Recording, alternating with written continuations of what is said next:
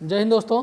चलिए, आप संख्या चल रहा था हम लोगों का टॉपिक, और उसी क्रम को आगे बढ़ाते हुए हम कल के वीडियो में पढ़ चुके थे अभाज्य संख्याएं, भाज्य संख्याएं और सहअभाज्य संख्याएं और आपेक्षिक संख्याएं। ठीक है, तो अब उसी क्रम को आगे बढ़ाते हुए हमने बताया था कि आपको एक से एक संख्या लाकर देंगे और वो आपको कहीं बुक में मिलेगा नहीं। तो उसी क्रम में आज का आपका है twin prime number. Twin prime number, twin prime संख्या कह दीजिए इसको, ट्विन प्राइम संख्या। देखिए, ट्विन प्राइम नंबर, इसका कोई आप पूछेंगे सर ट्विन प्राइम नंबर, ये तो अंग्रेजी वर्ड है, इसका अभी तक कोई हिंदी वर्ड मिला नहीं है, क्योंकि ये विदेशियों का खोजा हुआ संख्या है या वर्ड है। तो इसका अभी तक आप कह सकते हैं कि बहुत सारे वर्ड हैं कि जो अभी हिंदी शब्द नहीं मिल पा रहा है। तो इसको लोग यौगिक भी बोलते हैं, हिंदी द्विव संख्या भी बोलते हैं, दो संख्याओं का युग्म भी बोलते हैं, लेकिन परफेक्ट इसका हिंदी वर्ड अभी तक नहीं मिल पाया है। तो इसको ट्विन प्राइम नंबर के ही नाम से हम लोग जानते हैं। देखिए, इसमें ट्विन प्राइम नंबर क्या होता है, वह संख्याएं आप लिखते चलिए, वह अभाज्य संख्याएं, वह अभाज्य संख्याएं, वह अभाज्य संख्याएं, वह अभाज्य संख्याएं जिनका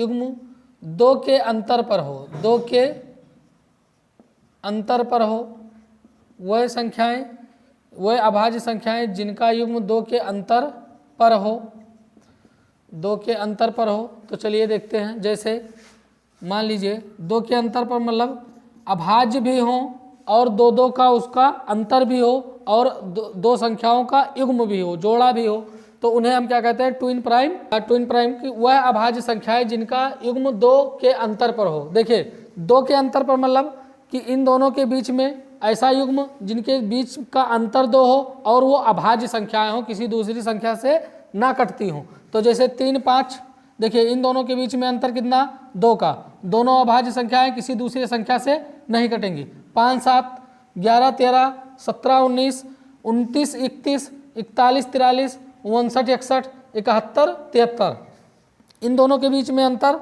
2 का, दोनों संख्याएं अभाज्य हैं, किसी दूसरी संख्या से ये नहीं कटेंगी। इन दोनों का अंतर 2 का, ये इसमें कोई जितनी भी संख्याएं लिखे मित्रों कि ये दूसरी संख्या से नहीं कटने वाली हैं, ये अभाज्य संख्या है। अब आप अभाज्य संख्या पढ़ चुके हैं, उनको बताना नहीं है कि अभाज्य संख्या क्या है। तो इसमें देखिए, ये है आपका ट्विन प्राइम नंबर।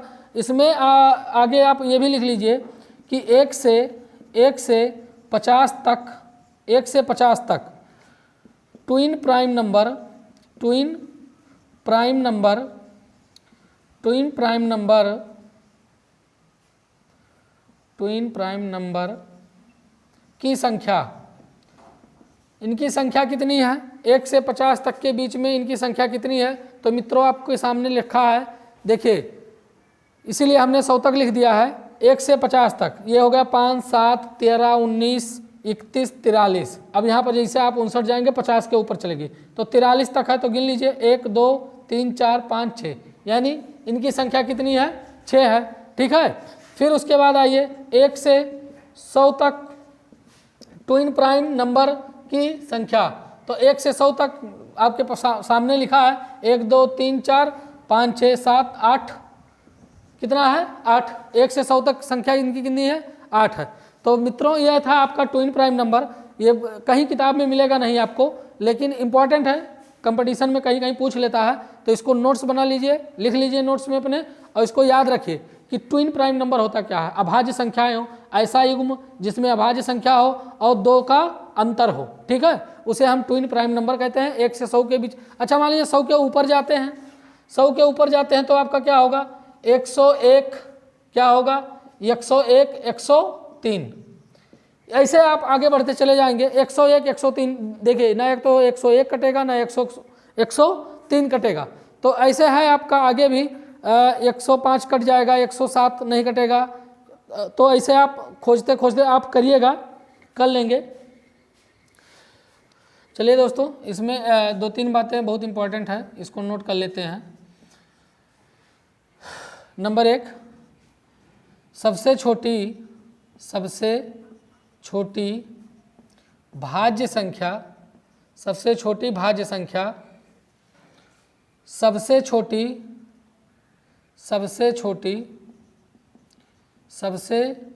छोटी अभाज्य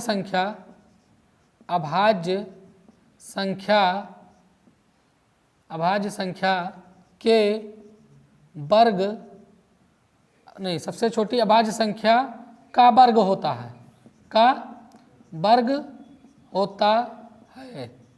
देखिए, सबसे छोटी भाज्य संख्या सबसे छोटी अभाज्य संख्या का वर्ग होता है। अब आप बताइए सबसे छोटी भाज्य संख्या कितनी?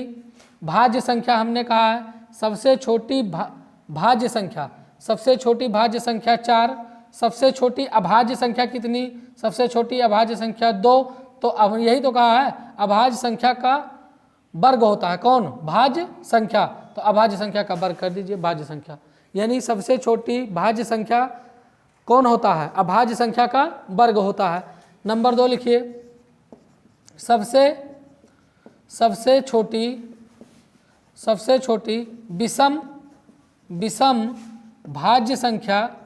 विषम भाज्य संख्या, सबसे छोटी विषम अभाज्य संख्या, सबसे छोटी विषम अभाज्य संख्या का वर्ग होता है, अभाज्य संख्या का वर्ग होता है। अब आइए यहाँ पर देखिए, सबसे छोटी विषम भाज्य संख्या, सबसे छोटी विषम भाज्य संख्या, तो सबसे छोटी विषम हो और भाज्य हो, जो कटती भी हो और 2 से ना कटती हो, तो सबसे छोटी विषम भाज्य संख्या हम पढ़ा चुके हैं 9 है। और सबसे छोटी विषम अभाज्य संख्या क्या है? 3 है। तो यही ना कहा है कि सबसे छोटी विषम अभाज्य संख्या के वर्ग का बराबर होता है, यानी 3 का वर्ग करेंगे तो 9 होगा, 2 का वर्ग करेंगे तो क्या होगा? 4। वर्ग हम बताए थे कि उतनी गुना, अभी वर्ग और वर्गमूल पढ़ाएंगे बहुत अच्छे तरह से, तो उसमें आप और डिटेल में जान जाएंगे। फिलहाल उतना जान ले, इस घात वर्ग हम बताए थे कि जो घात होता है तो उतनी गुना हो जाता है। चलिए दोस्तों, अभाज्य संख्याओं को पता करना, जैसे कहीं कहीं क्वेश्चन में मिल जाता है कि संख्या दे देंगी, बहुत बड़ी संख्या दे देंगी, ऐसे दे देंगी 75, या मान लीजिए दे देती है 771, ये पूछ लेती है भाज्य है कि अभाज्य है। तो उसको हम कैसे पता करेंगे? इसके लिए थोड़ा सा ये परिभाषा एक लिख लीजिए आमतौर पर, कि दी गई संख्या, अभाज्य संख्याओं को पता कैसे करना है उसके लिए वैसे कोई परिभाषा नहीं है, बस वैसे अपने मेथड से बना दिए हैं। दी गई संख्या के ठीक बाद जो पूर्ण वर्ग संख्या है, देखिए जो कोई जब संख्या दी गई रही है उसके ठीक बाद कौन पूर्ण वर्ग संख्या आती है, उससे पहले जितनी भी अभाज्य संख्याएं हैं, जो पूर्ण वर्ग संख्या होगी उसको देखिएगा कि उसके पहले कितनी अभाज्य संख्याएं हैं। तो उसके पहले जो भी अभाज्य संख्या होगी केवल उन्हीं संख्या से भाग देकर पता किया जा सकता है। देखिए, कहने का मतलब है कि मान लीजिए कोई संख्या आपसे दे दिया, जैसे हम उदाहरण ही बता देते हैं। जैसे मान लीजिए कोई संख्या दे दिया, आपसे पूछ लिया 89। अब आप बताइए, आपसे पूछ लिया 89 भाज्य है कि अभाज्य है, तो अब आप इसमें भाग देंगे, 2 से भाग देंगे, 3 से भाग देंगे, 4 से भाग देंगे, 5 से, मतलब इस तरह से आपका समय बहुत लॉस होता है। तो उसके लिए आप क्या करेंगे, इसमें परिभाषा इसको रट लीजिएगा। देखिए लिखा है दी गई संख्या के ठीक बाद जो पूर्ण वर्ग संख्या हो। अब आप सोचिए कि 89 दिया है, इसके बाद कौन सी पूर्ण वर्ग संख्या है, यानी 100 आएगा। 100 किसका वर्ग है? 10 का है, ठीक।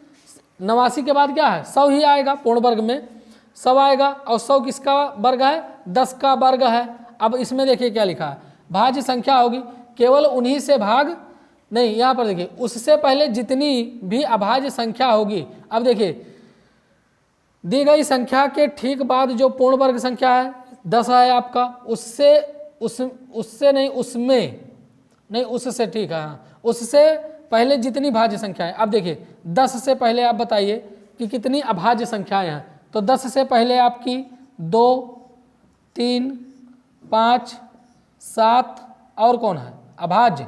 बस यही है। 2 3 5 7 8 होगा नहीं, 9 होगा नहीं, 10 आ ही गया।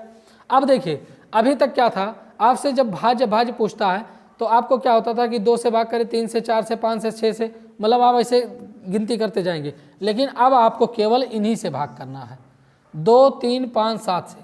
परिभाषा के अकॉर्डिंग, परिभाषा के हिसाब से जो हमने लिखा है, दी गई संख्या के ठीक बाद जो पूर्ण वर्ग संख्या हो, तो दी गई संख्या 89 है, इसके बाद पूर्ण वर्ग किसका बन सकता है, यानी इसके बाद देखिए 90 किसी का पूर्ण वर्ग नहीं, 91 92 से आप चले जाइए, किसी का पूर्ण वर्ग नहीं है। 100 है तो 100 किसका है, 10 का। अब इसने कहा है उससे पहले जितनी अभाज्य संख्याएं होंगी, तो 10 से पहले जितनी अभाज्य संख्याएं हैं, तो 10 से पहले, अब आसान हो गया आपका काम, 10 से पहले केवल 4 अभाज्य संख्याएं हैं, 2 3 5 7।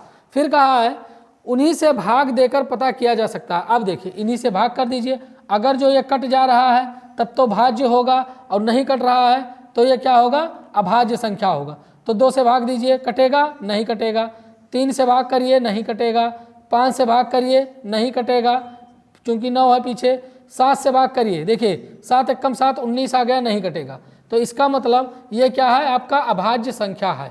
ये बहुत इंपॉर्टेंट है मित्रों, ये अक्सर सवाल ऐसे पूछता है, बड़ी सी संख्या दे देगा, आपसे पूछेगा कि इसका बताइए भाज्य है कि अभाज्य है, तो उसमें आप क्या करते हैं कि भाग करना पड़ता है, एक अंक से भाग करते हैं, और ये देखना पड़ता है कटेगा कि नहीं कटेगा। तो सबसे आसान तरीका कि उसके बाद जो संख्या पूछा है उसके बाद, जैसे मान लीजिए एक उदाहरण और हम लेते हैं, मान लीजिए आपका कोई पूछ लिया 487। अब देखिए 487 भाज्य है कि अभाज्य है, तो आप देखिए 487 यानी 487 के बाद कौन सी पूर्ण वर्ग संख्या बनेगी, तो 487 के बाद आपकी पूर्ण वर्ग संख्या बनेगी, 487 के बाद पूर्ण वर्ग संख्या बनेगी आपका 487 यानी आपका बनेगा 529, और 529 किसका वर्ग है, 23 का वर्ग है। इसको याद करना पड़ेगा दोस्तों, वर्ग, वर्गमूल, घन, घनमूल, ये सब अभी आगे पढ़ाएंगे तब आपको बताएंगे, आपको याद करना पड़ेगा तभी काम बन पाएगा। 23 का वर्गमूल क्या है, 529। अब आइए, अब 23 में देख लीजिए, 23 के पहले कौन कौन सी अभाज्य संख्याएं हैं, तो 23 के पहले 2 है, 23 के पहले 3 है, 7 है, फिर 9 नहीं है, 8 नहीं है, 11 है, 13 है, 13 के बाद 15 16 17 है, 17 के बाद 18 19 20 21 नहीं है, फिर बस इतने हैं, 23 को नहीं लिया जाएगा। तो कौन कौन है, 23 के पहले अभाज्य संख्या 2 3 7 11 13 17। तो अब देखिए इनसे भाग करना पड़ेगा। अब इनसे भाग करके चेक कर लीजिए कि 487 देखिए 2 से कट रहा है, नहीं कट रहा है, 3 से, 3 एकम 3 3 छक 18 नहीं कट रहा है, 7 से, 7 छक 42 7 छक 42 42 6 आया, 67 नहीं कट रहा है, 11 से, 11 चौक 44 47 आ गया, नहीं कटेगा, 13 13 26 13 39 13 39 9 आ गया, 97 नहीं कट रहा है, 13 से भी नहीं कट रहा है, फिर 17 से, 17 दूना 34 17 51 17 दूना 34 34 6 8 8 6 14 147, ये भी नहीं कटेगा, 17 से भी नहीं कट रहा है। तो इसका मतलब क्या है, 487 क्या है, अभाज्य संख्या है। तो देखिए दोस्तों, अभाज्य संख्या को पता, इसका इन संख्याओं का कोई ट्रिक नहीं है, कोई सूत्र नहीं है, लेकिन जितना बढ़िया हो सकता है हमने परिभाषा लिख कर दिया, और जितना हो सका उसको सरल से सरल भाषा में समझाने का प्रयास किया। इसका कोई सूत्र नहीं है, ना ही कोई ट्रिक है कि भाज्य है अभाज्य है। तो सबसे आसान तरीका, परिभाषा आप याद कर लीजिए, दी गई संख्या के ठीक बाद जो पूर्ण वर्ग संख्या है उससे पहले जितनी भी अभाज्य संख्याएं होंगी केवल उन्हीं से भाग दिया जाएगा। तो जितनी भी देखिए 89 है, आप अगर जो वर्गमूल जब पढ़ाएंगे तो आपको अच्छी तरह से याद हो जाएगा कि 89 के बाद कौन वर्ग संख्या हो सकती है, पूर्ण वर्ग संख्या तो 100 है, 100 किसका वर्ग है, 10 का है, तो 10 के पहले कितनी अभाज्य संख्याएं हैं, तो 2 3 5 7 यही अभाज्य संख्या, इनसे भाग कर लेंगे आराम से, फटाक से आपको आंसर मिल जाएगा। ठीक है मित्रों, तो इसको आप अच्छी तरह से नोट कर लीजिए। और फिर अगला आपका यही है पूर्ण संख्या। पूर्ण संख्या को अंग्रेजी में मित्रों कहते हैं परफेक्ट नंबर। क्या कहते हैं, perfect number, FECT, perfect number. ये परफेक्ट नंबर, देखिए पूर्ण संख्याएं क्या होती हैं, यहाँ पर आप एक चीज़ ध्यान दीजिए, अंग्रेजी पर इसको परफेक्ट नंबर हमने लिखा है, और आप याद करिए पूर्ण संख्या एक बार आप पढ़ भी चुके हैं, होल नंबर, ठीक है। वो पूर्ण संख्या क्या थी, ये पूर्ण संख्या, दोनों में थोड़ा सा अंतर है। अंतर क्या है, हिंदी वर्ड सेम मिलेंगे, पूर्ण संख्या ऐसे लिखा रहेगा, अंग्रेजी आपको ध्यान देना होगा नहीं तो मिस्टेक हो जाएगा। अंग्रेजी उसका होल होता है और इसका परफेक्ट नंबर होता है। वो पूर्ण संख्या क्या थी, वो पूर्ण संख्या थी 0 से और प्राकृतिक सभी संख्याओं को मिलाकर पूर्ण संख्या थी। ये पूर्ण संख्या क्या है, ये दूसरा पूर्ण संख्या है, परफेक्ट नंबर। तो ये पूर्ण संख्या क्या होगा, वह संख्याएं जिनके सभी गुणनखंडों का योग, इसमें देखिए वह संख्याएं जिनके सभी गुणनखंडों का योग करेंगे तो वही संख्या वापस आएगी, ठीक है, वही संख्या वापस आएगी, तो उसे क्या कहेंगे, पूर्ण संख्या। जैसे मान लीजिए, पहले परिभाषा लिख लीजिए, वह संख्याएं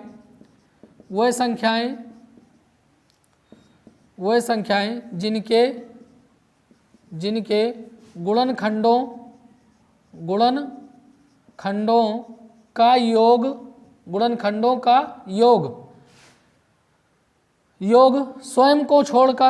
स्वयं को छोड़कर, यहाँ लिख लीजिए नहीं गड़बड़ हो जाएगा, स्वयं को छोड़कर वही संख्या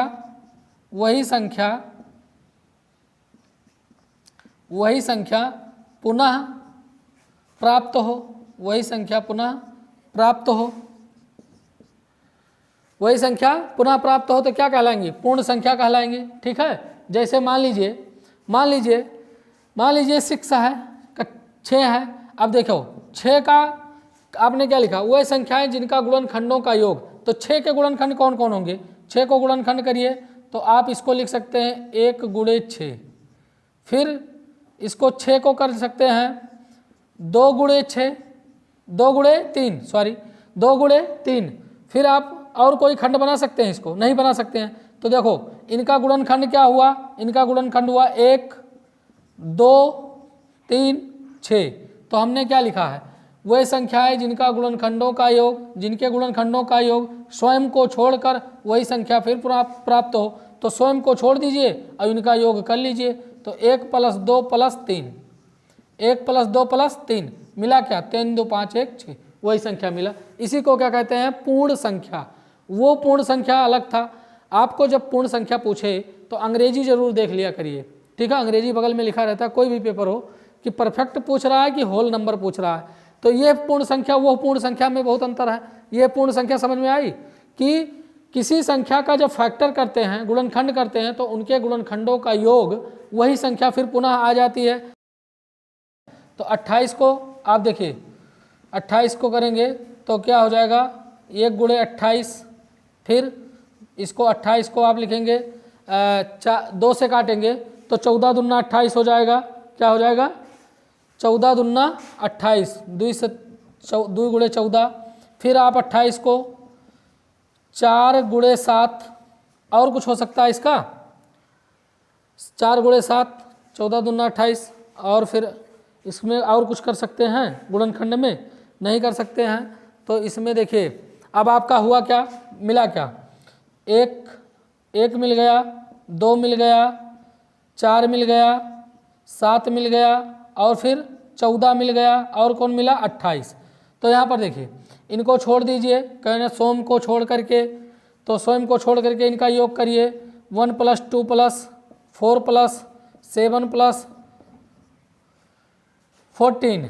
तो ये क्या हो गया, 1 2 1, जोड़ लीजिए इसको, 2 1 3 4 7 7 7 14, 14 दूना 28, तो ये आपका 28 मिल गया, ठीक है।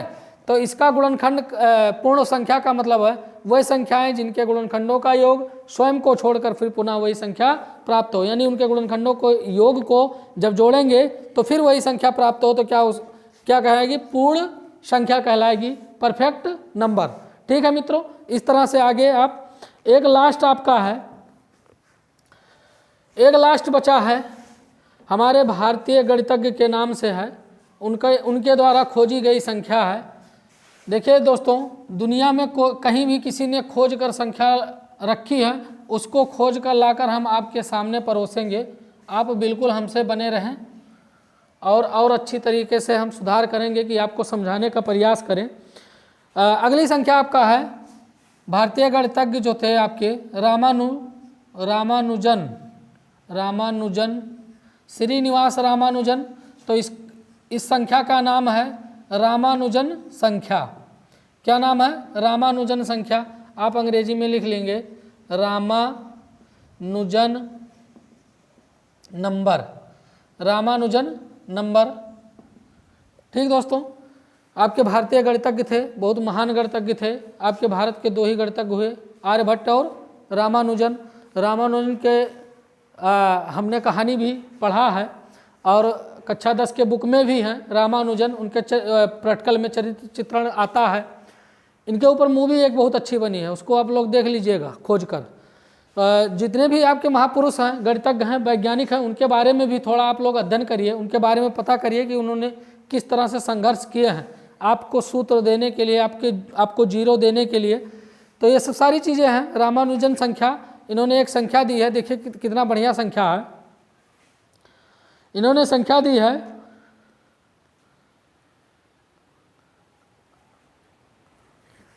इन्होंने एक संख्या दी है, उसको आप देखिए कैसे लिखा जा सकता है।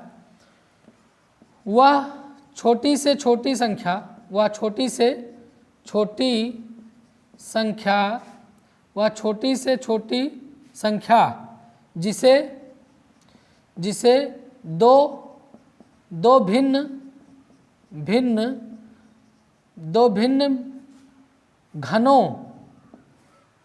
घनों के योग के रूप में लिखा जा सके। देखिए दोस्तों, रामानुजन ने एक ऐसी संख्या का खोज किया, ऐसी संख्या और कहीं मिलेगा नहीं। रामानुजन ने एक ऐसी संख्या का खोज किया जिसको दो अलग अलग भिन्न घनों के योग के रूप में लिखा जा सके, मतलब उनका घन किया जा सके और उनका योग किया जा सके। अलग अलग भिन्न रूपों में लिखा जा सके, उनका घन किया जा सके, तो उनके योग करने पर पुनः वही संख्या आपको मिलेगी। तो देखिए वो संख्या क्या थी रामानुजन का? वो संख्या थी 1729 थी। अब देखिए इसका घन किया गया जब, इन्होंने कहा कि इसको जब 2 अलग अलग संख्याओं का घन है, ये ऐसी कोई संख्या नहीं है जो 2 अलग अलग संख्याओं के घनों का योग हो। तो देखिए ये आपका घन करेंगे, घन मतलब समझ रहे हैं ना, क्यूब, घात पर 3 लगा हो, घात पर 3 लगा हो तो इसका मतलब उसका 3 बार गुणा करेंगे। घात पर 3 लगा हो तो उसका 3 बार गुणा करेंगे तो 10 के घाते 3 प्लस 1 के घाते नहीं, 10 के घाते 3 प्लस 9 के घाते 3, और यहाँ पर हो जाएगा आपका 12 के घाते 3 प्लस 1 के घाते 3। देखिए दोस्तों, सॉरी ये 3 होगा, हाँ देखिए 1729 को उन्होंने सिद्ध किया कि हम 2 अलग अलग घनों के रूप में अगर जो हम जोड़ेंगे तो हमें वही संख्या प्राप्त होगी। अब आ जाइए आप, 10 का 3 बार गुणा करेंगे कितना होगा? 1000 प्लस 9 का 3 बार गुणा करेंगे 9 9 81 तो 729 गुणा कर लीजिएगा 729। अब देखिए इसको 12 को 3 बार गुणा करेंगे, 12 बरहियम 144 बरहियम 144, 12 बार 24 36 बार 48, 4 12 चौक 48, 48 और 4 48 4 52, 5 12 का 1728 कितना होगा? 1728 और 1 का घन क्या होगा? 1 ही होगा। अब देखिए मित्रों, इन दोनों को जोड़िएगा, इनको जोड़ेंगे तो ये क्या होंगे? 1000, ये देखिए 1000 और 729 हो गया, और इसको जोड़िए 1728 में 1 जोड़ेंगे तो 1729 हो गया। देखिए मित्रों, रामानुजन का ये खोज था, उन्होंने कहा कि 1729 एक ऐसी संख्या है जिसको 2 घनों में तोड़ दें, एक घन अलग निकालें, एक घन अलग निकालें और उनका योग करें तो पुनः वही संख्या मिल जाएगी। तो ये संख्या है।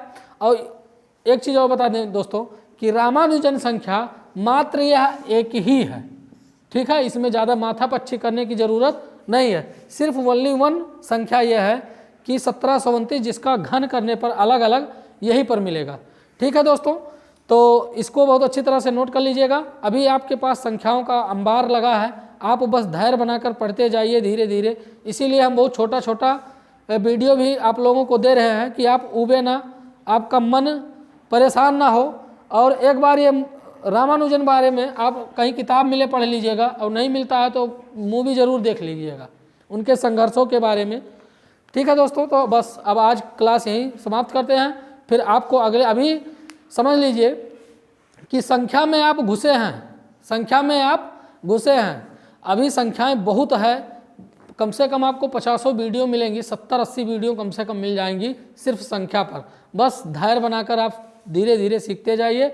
और जो वीडियो, मान लीजिए किसी दिन मिस्टेक हो जाता है, कोई कमी हो जाती है, त्रुटि हो जाती है, वीडियो नहीं मिल पाता है, तो आप रिवीजन भी करते रहिए पीछे, एक वीडियो से लेकर, और हर वीडियो को सिर्फ आप देखते रहिए और थोड़ा नोट्स बनाते रहिए। बस आपको कुछ करना नहीं है, लिखते जाइए और बार बार वीडियो को, एक बार 2 बार वीडियो देख लीजिए, नहीं समझ में आया 3 बार देखिए, आपको अच्छी तरह से समझ में आ जाएगा दोस्तों। इस तरह से हम आपको बना करके परोसते हैं, समझ लीजिए। ठीक है दोस्तों, तो मिलते हैं नेक्स्ट वीडियो में, तब तक के लिए जय हिंद।